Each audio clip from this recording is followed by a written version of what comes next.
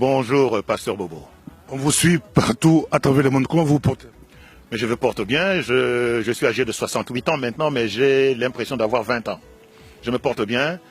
Je ne bois pas, je ne fume pas, je ne mange même pas de viande. J'ai besoin de me garder en bonne santé parce que le pays a besoin de nous. Nous devons rentrer au pays pour le libérer d'abord et pour le développer ensuite. L'histoire oblige, je vous prends pour quelque chose de très important. Vous êtes la première personne, si je me trompe, à pouvoir révéler que Mobutu, le grand Mobutu, était togolais. Comment est-il arrivé que Mobutu togolais? Mais Mobutu, disons au niveau de ses parents, était togolais. Mais au niveau de sa nationalité et de son ethnicité, il est devenu congolais, zaïrois et ngbandi. Voici très rapidement résumé l'histoire du président Mobutu.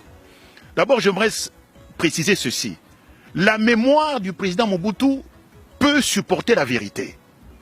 Sa mémoire peut supporter la vérité maintenant. Parce que pour moi, Mobutu fut un prophète, qui a peut-être mal terminé sa carrière, mais ce fut un prophète. Le père de Mobutu est un Togolais, un cheminot togolais, du nom de Aodikpe. C'est son père qui s'appelait Aodikpe. C'est un cheminot togolais arrivé à Brazzaville en 1928. Donc Mobutu est né en fait à Poto, Brazzaville, rue Paul Okamba, en 1928. Il est né en 1928. Malheureusement, sa mère meurt alors qu'il est âgé à peine de 2 mois. Sa mère togolaise. Sa mère togolaise aussi. Donc Mobutu meurt, le père de Mobutu est vivant, mais sa mère meurt alors que Mobutu est âgé de 2 mois. Son père se trouvait sur les rails, en train de poser les rails sur le chemin de fer Brazzaville-Océan. C'était un cheminot. Alors, les voisines de la mère de Mobutu qui venait de mourir se retrouvent avec un bébé étranger, puisqu'ils étaient de nationalité togolaise. Et la mère de Mobutu n'a pas eu le temps de se faire des amis. Alors, les voisines de la mère de Mobutu vont trouver le curé de Brazzaville, qui était français. Et comme eux, c'était des Togolais, le père de la mère de Mobutu était des Togolais, eux aussi avaient la nationalité française. Parce que les anciennes colonies de la France étaient, les citoyens, la population des anciennes colonies françaises avait la nationalité française. Donc les voisines de la mère de Mobutu qui venait de mourir vont donc trouver le curé de Brazzaville pour lui dire que voilà, il y a une femme, une Togolaise, dont votre compatriote vient de mourir en laissant un jeune bébé, un nourrisson de 2 mois. Qu'est-ce qu'on en fait? Le pasteur dit, écoutez, moi je suis un homme, je n'ai pas de lait à donner à cet enfant. Il réfléchit un peu, il appelle son domestique. Son domestique, c'est qui? C'est Albéric Gbemani, le mari de Feu Mama Yemo. Le domestique du curé français. Le domestique du curé français, Albéric Gbemani. Il lui dit, écoute Albéric, votre femme vient d'accoucher d'un enfant, elle a donc du lait. Est-ce qu'elle peut accepter de donner le sein à un enfant togolais, un orphelin dont la mère vient de mourir? Albéric Gbemani dit ceci à son patron au curé. Il dit, chez nous les Ngbandi, quand un enfant perd sa mère en bas âge, cet enfant, on ne l'adopte pas, cet enfant est un enfant maudit. Le curé lui dit, écoutez, ce n'est pas à vous que je m'adresse en fait à votre femme. Allez poser la question à votre femme. Albéric va trouver sa femme et lui dit, voilà, maman Marie-Madeleine, je viens de la part du curé, parce qu'il y a un enfant, un Togolais qui vient de perdre sa mère, et le curé demande si tu peux accepter de donner le sein à cet enfant, et le curé va te payer. Mais j'ai dit au curé que nous, les Ngbandi, on n'adopte pas les enfants dont les parents sont morts ou dont la mère est morte en bas âge.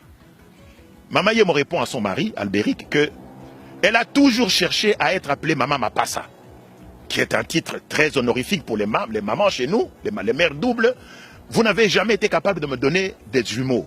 Pour moi, c'est l'occasion ou jamais qu'on m'appelle Maman Mapassa. Amenez-moi cet enfant. Comme ça, on va m'appeler Maman Mapassa. Albéric dit à sa femme, écoutez, nous les Ngbandi, quand un enfant perd sa mère en bas âge, Maman Yemo dit non, je ne veux rien savoir, amenez-moi cet enfant. Mais là, on peut revenir là, le papa de Mobutu est où? C'est lui qui dit au curé. Nous sommes le même jour de la mort. Et puis, je reviens encore, vos sources, c'est aussi très important. Oui. On continue les sources. Parce que ça bouleverse les données Mobutu togolais, 100% togolais. Oui, oui. Je vais citer mes sources, mais ce que je vous raconte ici, c'est le jour même de la mort de la mère de Mobutu. C'est le jour même de la mort. Et le père ne sait même pas que sa femme est morte. Voyez-vous, c'est le jour même de la mort de sa femme. Le mari, Aodikpe, se trouve en train de poser les rails sur le chemin de fer Brazzaville-Océan. Sa femme meurt en son absence. Donc, nous sommes le jour même de la mort de la mère de Mobutu. Et l'enfant est en train de pleurer parce que sa mère ne peut plus donner le sein. Donc, Mama Yemo accepte de prendre l'enfant. On amène l'enfant chez Mama Yemo, tu lui donnes le sein. Et donc, Mama Yemo adopte le petit Mobutu. Quelque temps plus tard, le père apprend que sa femme est morte. Il revient à Brazzaville, voir la femme. Donc, il vient à la maison de Mama Yemo, avec Maman Albéric, voir son enfant, qui a été adopté par une femme, une maman, qui lui donne le sein. Et régulièrement, à chaque week-end, le père naturel de Mobutu, donc Odipé, vient voir l'enfant chez Mama Yemo et son mari Albéric. Mais Albéric ne supporte pas de voir un enfant étranger disputer le sein de sa femme avec son enfant. Parce que, je vous l'ai dit, Mama Yemo avait déjà un enfant. À partir de ce moment-là, on commence à appeler Mama Yemo Mama Mapasa. Un peu en rigolant, évidemment, par ses copines. Parce que c'est sa propre copine qui me raconte cette histoire, qui habitait sur rue Lac Moero, dans la commune de Lingwala. Sa propre copine. Elle avait un enfant, je ne veux pas donner son nom, elle avait un enfant qui s'appelait Ferdinand, qui travaillait à la BCZ. C'est cette femme qui habitait sur Lac Moero, dans la zone de Lingwala, qui était la copine intime de Mama Yemo, qui me raconte l'histoire. Quand Mobutu vivant. Mobutu vivant. Mobutu était vivant. Elle me raconte cette histoire, je l'ai apprise en 1991 à Bruxelles. En 1991. Mobutu vivant. Mobutu était encore vivant, oui, puisque Mobutu est mort le 7 septembre 1997. Mobutu était encore vivant. Mais j'ai gardé cette histoire pour moi. Donc, le mari de Mama Yemo, donc papa Gwemani Albéric, ne s'entend plus avec sa femme à cause de la présence de cet enfant. Il se fait que quelques mois après l'adoption de Mobutu par Mama Yemo, une épidémie de variole éclate à Brazzaville et décime les enfants. Plusieurs enfants sont atteints de variole et meurent. Alors, l'enfant naturel, l'enfant biologique de Mama Yemo et de Albéric Gwemani attrape aussi la variole, de même que le petit Mobutu. Tous les deux attrapent la variole. Mais c'est seulement l'enfant naturel de Mama Yemo qui meurt. Mobutu survit à la variole, à l'épidémie de variole.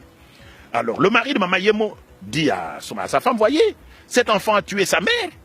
Mais non, depuis que tu l'as prise chez nous, voilà, il vient de tuer mon enfant, notre enfant.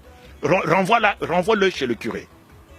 Renvoie-le chez le curé. Mama Yemo répond à son mari, mais non, si je n'avais pas adopté cet enfant, aujourd'hui je serais sans enfant.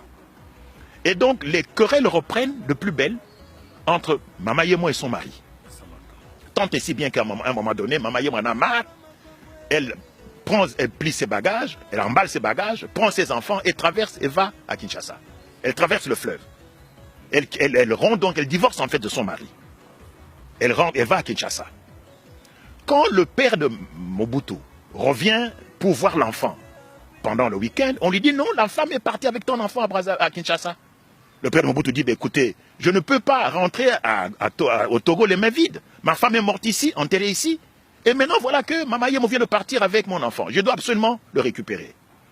Il demande à ses patrons de la société de chemin de fer Brazzaville-Océan de le permettre d'aller travailler à Kinshasa sur le chemin de fer Matadi-Kinshasa. Parce que c'est un cheminot.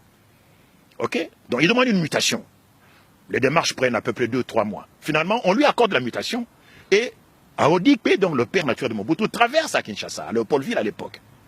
Et il commence à chercher l'adresse de Mama Yemo pour essayer de récupérer son enfant. Mama Yemo apprend que le père de Mobutu a traversé et veut récupérer son enfant. Mama Yemo dit non, il est hors de question que moi je donne cet enfant à ce monsieur. C'est mon enfant. Et qu'est-ce qu'elle fait? Elle monte à bord d'un bateau de l'Otraco, l'Office de transport de Congolais, qui est en fait l'ancien nom de l'ONATRA. Ce sont des bateaux à aube, hein. Donc, elle monte à bord de ce bateau avec tous ses enfants. Et elle va où ça? À Lissala. Son mari Gwemani. Son mari est resté à Brazzaville, évidemment. Chez le curé. Son mari est resté à Brazzaville. En fait, elle a divorcé. Donc, elle va à Lissala où elle va rencontrer un chef coutumier qu'elle va épouser. Voyez-vous? Qu'elle va épouser. Donc, quand le père naturel de Mobutu, donc à Odipe, retrouve l'adresse de Mama Yemo à Kinshasa, on lui dit, mais non, la femme vient de partir à Lissala avec ton enfant. Mais pour un Togolais, à l'époque, Lissala, c'est la fin du monde. Et même s'il avait poursuivi Mama Yemo à Lissala, qui vous dit qu'il l'aurait retrouvé? Mama Yemo pouvait encore aller ailleurs. Donc, le père de Mobutu, donc à Odipe, découragé, cesse de chercher son enfant, il reste à